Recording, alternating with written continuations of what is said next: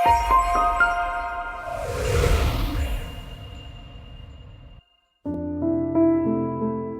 law was our schoolmaster to bring us unto Christ, that we might be justified by faith.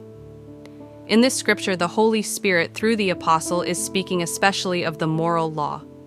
The law reveals sin to us and causes us to feel our need of Christ, and to flee unto Him for pardon and peace by exercising repentance toward God and faith toward our Lord Jesus Christ.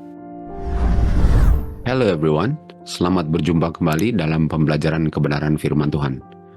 Video ini adalah pelajaran pertama dari seri No Longer Under the Law.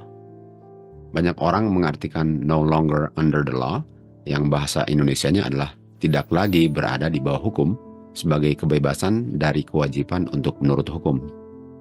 Artinya mereka katakan, untuk tidak lagi berada di bawah hukum, ialah untuk tidak diwajibkan lagi untuk mentaati hukum Tuhan. Artinya menurut mereka, sebelum iman tiba, mereka diwajibkan untuk menurut hukum. Dan setelah iman tiba, mereka dibebaskan dari kewajiban untuk menurut hukum. Apakah pengertian ini sesuai dengan apa yang diajarkan di dalam kitab suci? Marilah kita belajar bersama-sama. Judul pelajaran ini adalah The Schoolmaster. Kita akan mengerti dengan jelas dan pasti arti The Schoolmaster sesuai dengan konteks penggunaan kata ini di dalam ayat-ayat yang kita akan pelajari. Kita mulai di buku Galati 3 ayat 23. Dikatakan di sini, sebelum tibanya iman, kita berada di bawah hukum. Artinya setelah iman tiba, kita tidak lagi berada di bawah hukum. Pertanyaannya yang perlu ditanyakan ialah, kapan tibanya iman?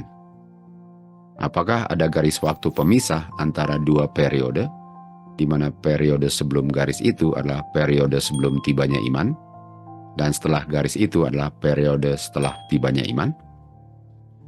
Banyak orang menarik garis itu tahun 31 AD, di saat Kristus mati di kayu salib. Artinya, iman belum tiba sebelum Kristus mati di kayu salib. Jikalau itu benar, artinya orang-orang yang hidupnya sebelum kematian Kristus di kayu salib adalah orang-orang yang tidak beriman. Apakah memang demikian kenyataannya? Kita tahu bahwa Abraham dibenarkan dan diperhitungkan righteous melalui iman, Kejadian 15 ayat 6. Dan Abraham hidupnya sebelum kematian Kristus di kayu salib. Kita tahu juga Enoh diangkat ke surga tanpa mengalami kematian. Apakah Enoh masuk surga tanpa iman? Musa dibangkitkan dan dibawa ke surga sebelum tahun 31 AD. Apakah Musa tidak beriman? Abel waktu dia mempersembahkan korban persembahan binatang yang melambangkan kematian Kristus di kayu salib, dia mempersembahkannya melalui iman, dan persembahannya diterima Tuhan. Ini adalah bukti yang sangat jelas bahwa iman sudah ada sebelum tahun 31 AD. Kita tahu persembahan Kain ditolak Tuhan karena dia tidak mempersembahkannya dengan iman. Dia tidak beriman kepada Kristus sebagai kenyataan dari korban binatang yang dipersembahkan oleh Abel. Jadi garis pemisah iman dan tidak beriman adalah garis yang memisahkan Habel dari Kain, bukan garis yang memisahkan periode sebelum dan setelah tahun 31 AD. Kain dan Habel adalah contoh dari adanya iman dan tidak adanya iman. Sekarang yang kita perlu ketahui adalah artinya untuk berada di bawah hukum atau tidak berada di bawah hukum. Sebelum kita cari tahu apa artinya, kita perlu tahu hukumnya dulu. Di Roma 3 ayat 20 dikatakan bahwa manusia berdosa tahu dosa itu dosa melalui hukum. Hukum yang mendefinisikan dosa. Pertanyaannya, hukum apa yang mendefinisikan dosa? Apakah hukum moral atau hukum seremonial? Rasul Paulus mengatakan di Roma 7 ayat 7 bahwa hukum yang mendefinisikan adalah hukum atau 10 hukum yang adalah hukum moral. Kita tahu upah dosa adalah kematian kekal. Kita baca di Roma 6 ayat 23. Artinya orang berdosa dituduh hukum moral sebagai pelanggar hukum, yang mana upahnya adalah kematian kekal. Hukum moral selalu ada sebagaimana Bapa selalu ada, karena hukum itu adalah pengungkapan karakternya Bapa. Artinya waktu Adam dan Hawa berdosa, hukum yang menunjukkan dosa mereka adalah hukum moral, bukan hukum seremonial. Karena hukum seremonial baru menjadi ada setelah Adam dan Hawa berdosa. Hal ini cocok dengan Roma 7 ayat 7, bahwa hukum moral yang menunjuk dosa orang berdosa. Fungsi dari hukum seremonial ialah untuk memenuhi tujuan tertentu dari rencana keselamatan.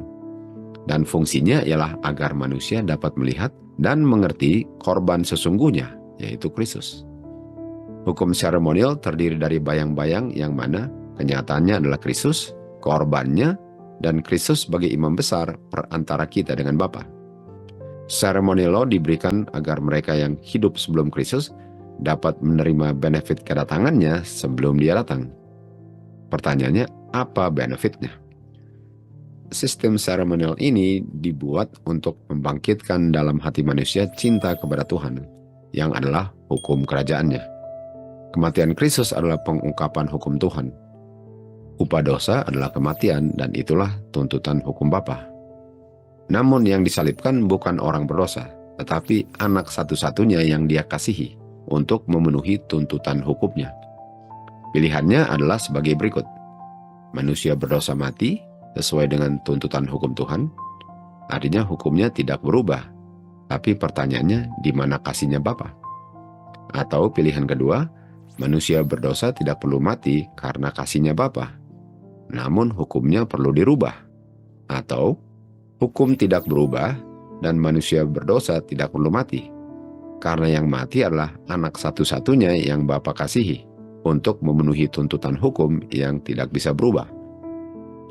Hal ini menunjukkan bahwa hukumnya tidak berubah dan kasihnya pun tidak berubah. Korban binatang yang dipersembahkan adalah object lesson dari kasih Bapa yang diungkapkan dalam Kristus. Setiap kali mereka mempersembahkan korban binatang, mereka seharusnya bisa melihat betapa besar kasih Bapa bagi orang berdosa, dan betapa kudus dan agung hukumnya yang mustahil untuk berubah. Dan kayu saliblah bukti kenyataan kebenaran ini. Tanpa hukum seremonial, mereka tidak akan melihat dan mengerti kebenaran ini. Abel, Nuh, Abraham, Musa, mereka semua melihat dan mengerti kebenaran ini, dan oleh sebab itu mereka diselamatkan dari kebinasaan kekal. Bapa mengirim anak satu-satunya yang dia begotten untuk mengungkapkan kasihnya kepada manusia yang sepatutnya binasa. Dosa Adam dan Hawa yang kelihatannya sangat kecil dan sepele, nampaknya tidak kecil ataupun sepele waktu kita lihat akibatnya. Anak Bapa menjadi manusia, mengambil nature manusia dengan 4.000 tahun efek dosanya, ditolak, dihina, difitnah, dibenci, dan dipakukan ke kayu salib akibat buah terlarang dimakan. Habel dapat mengerti ini melalui korban yang dia persembahkan. Rencana keselamatan mengungkapkan kasih Bapa yang tidak ada tandingannya, yang kalau tidak ditolak akan membangkitkan rasa kasih di dalam hati manusia berdosa dan ketidakinginannya untuk berbuat dosa lagi. Love beget love. Artinya kasih melahirkan kasih. Kita akan mengasihi dia karena dia terlebih dahulu mengasihi kita. Dengan kita mengasihi dia, kita akan memelihara hukum-hukumnya. Yohanes 14 ayat 15. Hasil melihat Kristus di kayu salib adalah tidak melanggar hukum moralnya. Rencana keselamatan ialah untuk menyelamatkan orang berdosa dari dosa-dosanya. Dosa adalah pelanggaran hukum Tuhan. Kristus datang untuk menyelamatkan orang-orang berdosa, sehingga mereka yang diselamatkan adalah mereka yang tidak melanggar hukum Tuhan lagi, atau mereka tidak berdosa lagi. Adam dan Hawa dikeluarkan dari Taman Eden karena mereka melanggar hukum Tuhan. Hanya yang diselamatkanlah yang akan diizinkan untuk masuk pintu gerbang Taman Eden nanti. Diberkatilah mereka yang melakukan hukum-hukum Tuhan, karena mereka berhak untuk masuk melalui pintu gerbang dan makan buah pohon kehidupan yang berbuahnya setiap new moon. Wahyu 22 ayat 14. Kita tahu orang yang makan buah pohon kehidupan tidak bisa mati. Dengan kata lain, kehidupannya adalah kehidupan kekal. Itu sebabnya sangat penting untuk Habel memiliki iman kepada Kristus, yang mana imannya diungkapkan dalam perbuatannya waktu dia mempersembahkan korban binatang, yang darahnya melambangkan darah Kristus yang ditumpahkan di kayu salib. Tentu saja ceremonial law ini tidak perlu untuk dilakukan lagi setelah Kristus mati di kayu salib, karena bayang-bayang sudah digantikan dengan kenyataannya. Namun hukum moral tetap berlaku untuk mendefinisikan dosa dari orang yang berdosa. Jadi pertanyaannya, apakah hukum moral menunjuk atau membawa orang berdosa kepada Kristus? Jawabannya adalah iya. Hukum seremonial dan hukum moral membawa orang berdosa kepada Kristus. Artinya the schoolmaster adalah hukum seremonial dan hukum moral. Bedanya, hukum seremonial tidak mengungkapkan dosa kita, sementara hukum moral mengungkapkan dosa kita. Untuk dosa kita diungkapkan adalah untuk dituduh hukum sebagai pelanggar hukum, yang mana upahnya adalah kematian kekal. Kayu salibnya Kristus adalah solusi persoalan ini.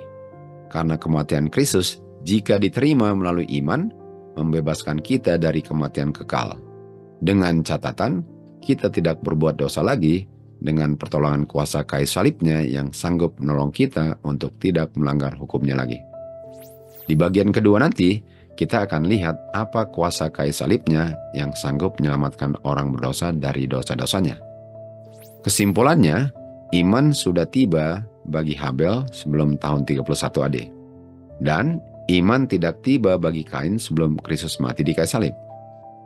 Artinya kita tidak bisa pisahkan dua periode iman sebelum dan setelah kayu salib. The schoolmaster adalah hukum yang menunjuk dan membawa kita kepada Kristus di kayu salib. Hukum itu adalah hukum seremonial dan hukum moral. Yang belum terjawab adalah apa artinya untuk berada di bawah hukum atau untuk tidak berada di bawah hukum. Pelajaran kedua dan seterusnya akan dengan jelas dan pasti menjawabnya. Sampai kita berjumpa lagi di video kedua nanti. To God be the glory.